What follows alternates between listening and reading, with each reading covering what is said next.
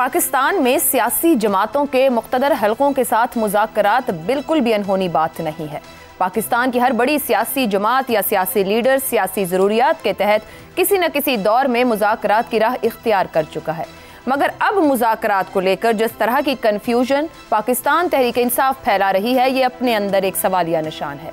एक तरफ पीटीआई के चेयरमैन बैरिस्टर गौहर कह रहे हैं कि पीटीआई के किसी नुमाइंदे के पास न मुज़ाकरात का इख्तियार है और न ही बैकडोर मुज़ाकरात हो रहे हैं। दूसरी तरफ शहरयार आफरीदी कह रहे हैं कि पीटीआई सिर्फ चीफ ऑफ आर्मी स्टाफ और DGISI से ही बात करेगी।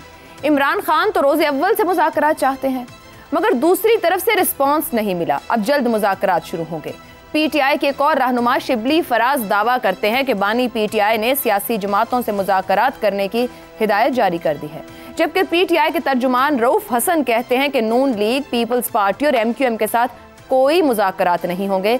तो हम इस्टेब्लिशमेंट से बातचीत के लिए कल भी तैयार थे, आज भी और आइंदा भी रहेंगे, मगर उनकी तरफ से अब तक कोई राबता नहीं हुआ। उनका यह भी कहना है कि इस्टेब्लिशमेंट से मुज़ाकरात के लिए 1.25 साल से कमेटी बनी हुई है। इसी तरह बानी चेयरमैन पीटीआई से मुलाकात के बाद शेर अफजल मरवत का मौक़िफ़ एक होता है, लतीफ़ खोसा का दूसरा और अलीमा खान का तीसरा। अभी पीटीआई के लीडरों के मुतज़ाद मौक़िफ़ को समझने की कोशिश की जा रही होती है कि केसेस की समाअत के दौरान कोर्ट रिपोर्टर्स बानी पीटीआई से बातचीत करके जो खबर बाहर लाते हैं, उनमें एक अलग ही तरह की कहानी होती है। जैसे गुज़िश्ता रोज़ अडियाला जेल कमरा अदालत में बानी पीटीआई ने एक तरफ मखसूस अफराद पर तनकीद की, तो उसी बातचीत से खबर भी रिपोर्ट की गई कि बानी पीटीआई ने कहा है कि उमर अयूब, शिबली फराज और अली अमीन गंडापुर के अलावा किसी को एस्टेब्लिशमेंट से बातचीत का इख्तियार नहीं। दूसरे अल्फाज में बानी पीटीआई इन 3 रहनुमाओं को एस्टेब्लिशमेंट से मुज़ाकरात करने का मैंडेट दे रहे हैं। पीटीआई की आला क़यादत में मौजूद ये तज़ाद इस बड़े सवाल को जन्म दे रहा है कि तारीख में बड़ी बड़ी सियासी जमातों ने फौजी हुक्मरानों और मुख्तदर हलकों के साथ मुख्तलिफ अदवार में मुज़ाकरात किए, मगर मुज़ाकरात के नाम पर ऐसे तमाशे कभी भी सामने नहीं आए जो अब किए जा रहे हैं। कोई शक नहीं कि मुज़ाकरात करने का हतमी फैसला बानी पीटीआई का ही होगा, मगर जब उनके अपने बयानात में भी मुज़ाकरात को लेकर तज़ाद मौजूद हो तो फिर इस बारे में क्या कहा जा सकता है। इसी मामले पर बानी पीटीआई कह क्या रहे हैं, करना क्या चाह रहे हैं और अपनी ही क़यादत के ज़रिए जो पैगाम रसानी कर रहे हैं उसका मकसद क्या है, इसी पर गुफ्तगू रहेगी। पैनल में हमारे साथ हैं हसन निसार, अबसार आलम, शहजाद चौधरी और इफ्तिखार अहमद। आप सभी के लिए प्रोग्राम का सवाल। अली अमीन गंडापुर, उमर अयूब, शिबली फराज के अलावा किसी को मुज़ाकरात करने का इख्तियार नहीं, बानी पीटीआई का फैसला। क्या बानी पीटीआई वाकई मुज़ाकरात के लिए संजीदा हैं? हसन निसार साहब, वो कहते हैं हम तो तैयार हैं, वो तैयार नहीं है, और जिस तरह की तैयारी मैंने इब्तिदाई में बताई जो पीटीआई रोज़ सामने ला के रखती है, संजीदा हैं, बात करना चाहते हैं। ये तो पहले जो आखिरी जुमला आपने बोला है उससे मुझे अपना बचपन याद आ गया। मैं desperately I wanted to marry Sophia Loren, तो मैं तो पूरी तरह तैयार था। अब सोफिया लॉरेन को पता भी नहीं था।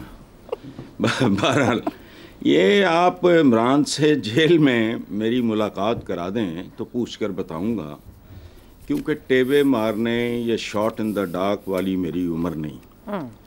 अच्छा, आखिरी बात जो आपने किया उसमें इसका जवाब है शायद थोड़ा सा, अगर नाम उन्होंने चंद out of so many people, अगर 3 नाम उन्होंने लिए हैं तो ज़ाहिर है शुगल नहीं लिए होंगे। बैक ऑफ द माइंड सही संजीदगी का एलिमेंट बहरहाल होगा, कम हो ज़्यादा हो, डेफिनेटली होगा। मुज़ाकरात बहरहाल is the reality. Hasan Nisar sahab, मैं जब ये सवाल रख रही हूँ, जो इसमें नाम है वो भी अपने अंदर पूरा मतलब रखते हैं। अली अमीन गंडापुर की अगर 10 साल सियासत, उनके बयानात, इक़दामात, ऐलानात देखें, उमर अयूब के हालिया इंतहाई तल्ख बयानात देखें, जब ये मुज़ाकराती कमेटी में वो शामिल करने की बात करते हैं, इनको मैंडेट देते हैं, तो वो बेल मुंडे चढ़ेगी, फिर बात होगी। वो ये शहबाज शरीफ जो बड़े भाई आसिफ जरदारी साहब बने हुए हैं, इनकी अंतड़ियाँ निकालना चाह रहे थे, इनको सड़कों पर घसीटना चाह रहे थे।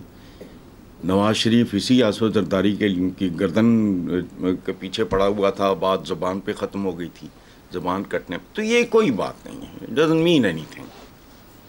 आप ठीक कह रहे हैं, लेकिन जब कई मुज़ाकरात या बातचीत होती है, हमने देखा जब बीबी शहीद मुज़ाकरात कर रही थी मुशर्रफ के साथ, या उसके बाद ये सियासी जमातें भी आपस में करती हैं, जब तक एक CBM ना हो जाए, आपस में एतमाद साजी ना हो जाए, थोड़ी सी खामोशी इख्तियार करके बैक फुट पे हो जाते हैं लोग कि खामोशी कर ली जाए थोड़ी सी। मगर यहाँ तो रोज़ाना की बुनियाद पर ऐसी गोलाबारी है, तो सवाल फिर वही आता है कि संजीदगी है, ख्वाहिश है? नहीं, मैंने जो 2 मिसालें दी हैं, जितने वहशियाना तरीके से ये नवाज शरीफ के वालिद को उठा के डाले में फेंका गया था, दुरुस्त है, दवाइयाँ तक नहीं दी गई थी, तो ये it's part of the package. Pakistani politics है, ये तो किसी भी हद तक चले जाते हैं, गलाजत की हद तक चले जाते हैं, ख़वातीन को भी स्पेयर नहीं करते। मतलब यहाँ तो ये लेवल है। आप ठीक कह रहे हैं हसन साहब, मगर वो मुखालिफत के दौर में हो रहा होता है ना, जब आप अपोजिशन कर रहे होते हैं एक दूसरे की, तब आप इस इंतहा पे जा रहे होते हैं। बट जब आप किसी के साथ बात करना चाहते हैं, फिर उसको गाली तो नहीं उस वक्त पे दे रहे होते। नहीं, अभी तो आपने कहा है कि जो उनकी ज़बान है वो यूं है। साथ देखें, किस किस बैंग बैंग, चुमी चुमी ठा ठा, ये एक पॉलिसी है। कैरेट एंड स्टिक, ये वो बड़के भी मार रहे हैं, मुज़ाकरात के लिए भी तैयार हैं। It's a package. ये स्टैंडर्ड प्रैक्टिस है हमारे पॉलिटिशियंस की, कोई पहली बार तो नहीं हो रहा। ठीक हो गया। नवाज शरीफ भी बड़ी छलांगे मार रहा था साथ वाले सेल में, वो गौस अली शाह, उसको पता ही नहीं था, पैकअप किया, उठाए संदूक और भाग गए, ख़त्म।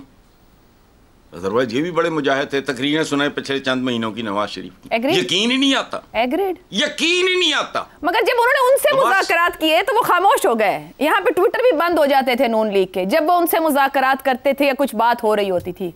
सवाल यही है। फाइनली खुल गए ना। ट्विटर की बहुत कुछ खुल गया, बहुत ही कुछ खुल गया, तो यहाँ भी खुल जाएगा। आज भी तो कल डेडलॉक है, कब तक चलेगा? ठीक है, अच्छा ट्रैफिक है, घंटा बंद रहेगी, 2 घंटे 4 घंटे, अल्टीमेटली क्या है? दुरुस्त।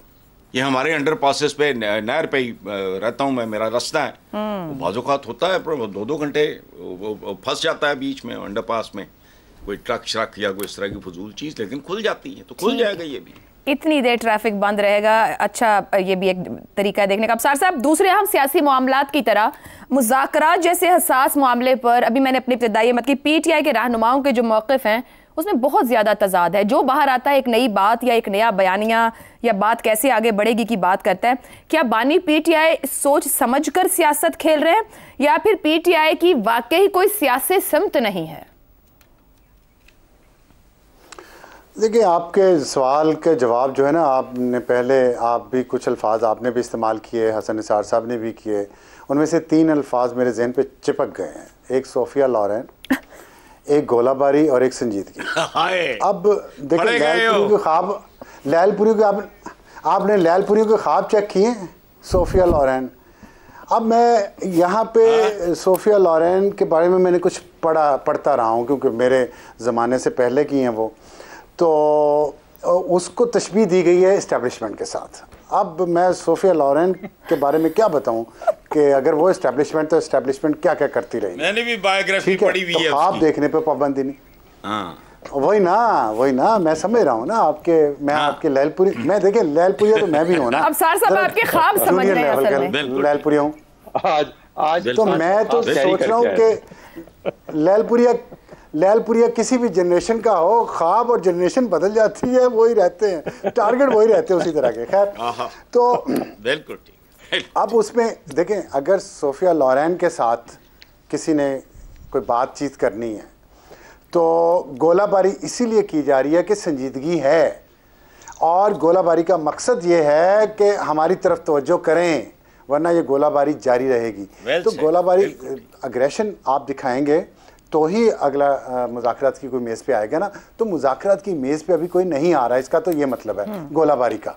जिस दिन संजीदगी, इधर तो जो गोलाबारी कर रहे हैं वो संजीदा हैं, ये मेरा अपना तज्जिया है, इन्फॉर्मेशन नहीं, और जो माजी में होता है। तो दूसरी तरफ से जब संजीदगी होगी तो ये गोलाबारी रुक जाएगी। आप देख लीजिएगा, जिसकी आपने एग्जाम्पल अभी दी है मुस्लिम लीग नून के रेफरेंस में। तो ये तो हो गया आपके सवाल का जवाब। और जहाँ तक तजाद की बात है, देखें वो बॉब वुडवर्ड है ना, वाटरगेट स्कैंडल वाला, तो वो सोफिया लॉरेन के अलावा वहाँ जर्नलिज्म भी होती है अमेरिका में। हसन निसार साहब को मैं रेफ़र करूँगा कि वो वाटरगेट स्कैंडल के बारे में भी कुछ पढ़ें। बॉब वुडवर्ड बहुत बड़ा इन्वेस्टिगेटिव जर्नलिस्ट था, उसने लिखी है किताब ऑल द प्रेजिडेंट्स मैन। तो यहाँ आज जो पाकिस्तान है और इसकी जो सियासत है और उसका जो मीडिया है, उसकी जो जुडिशरी है, all the president's man, all the establishments man. तो इस कमेटी में भी जो लोग हैं ना, देखिए सबसे बड़ा कौन है? उमर अयूब। और उमर अयूब किसका पोता है? पाकिस्तान के पहले मिलिट्री डिक्टेटर का, अली मीन गंडापुर साहब। और उमर अयूब साहब रुपोश रहे हैं पिछले कई महीनों तक, और वो कहाँ रुपोश रहे हैं?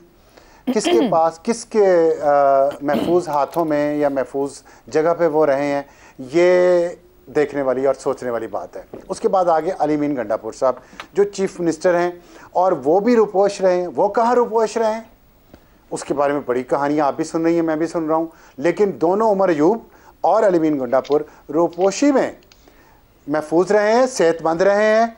जब बाहर आए हैं आपने देखा उनकी सेहत पहले से बेहतर हो चुकी है। अच्छा खाना पीना उन्हें टाइम पे 3-4 दफ़ा चाय पेस्ट्री के साथ मिलता रहा, बड़े डिसिप्लिन के साथ मिलता रहा, बगैर किसी रुकावट के मिलता रहा। उसके बाद वो उन्होंने इलेक्शन लड़ा, इलेक्शन के बाद वो कामयाब हुए और एक लीडर ऑफ द अपोजिशन है, दूसरा चीफ मिनिस्टर है पाकिस्तान के एक सूबे का।